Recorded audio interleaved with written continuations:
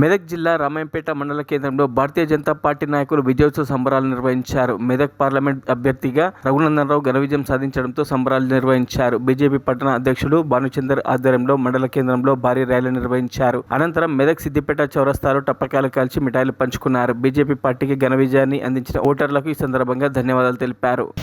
మరి గత 2 నెలల నుంచి కార్యకర్తలు శ్రమించి మరి భారతీయ జనతా పార్టీ గడప గడపకు తిరుగుతూ మరి ఒక్కొక్క గడపకు 4 సార్లు తట్టి మరి ఇలా భారతీయ జనతా పార్టీ గెలుపు కోసం కృషి చేసిన భారతీయ జనతా పార్టీ కార్యకర్తలందరికీ మరి పేరు పేరున ధన్యవాదాలు తెలియజేస్తున్నాను.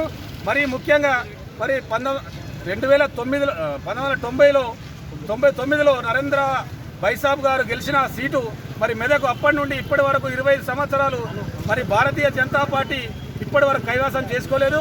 మరి ఇప్పుడు ఈ రఘునందన్ రావు గారి ఆధ్వర్యంలో ఈ మెదక్ కిల్లాపై బీజేపీ జెండా ఎగరవేయడం చాలా సంతోషకరంగా ఉంది మాకు.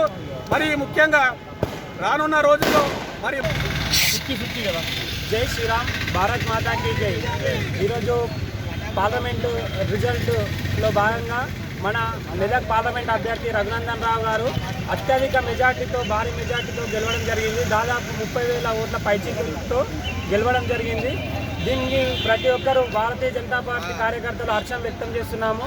అదేవిధంగా ఈ మెదక్ పార్లమెంట్లో అత్యధికంగా రామాయంపేట స్థానంలో 55% రిజల్ట్ వచ్చింది.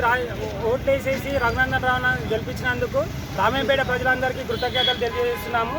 అదేవిధంగా రఘునందన్ రావు గారితో రామాయంపేట డెవలప్మెంట్ గురించి ఇట్లా మాట్లాడి రామాయంపేట డెవలప్మెంట్లో పాల్పంచుకుంటామని మరిన్ని అప్డేట్స్ కోసం మా ఛానల్ని సబ్స్క్రైబ్ చేయండి.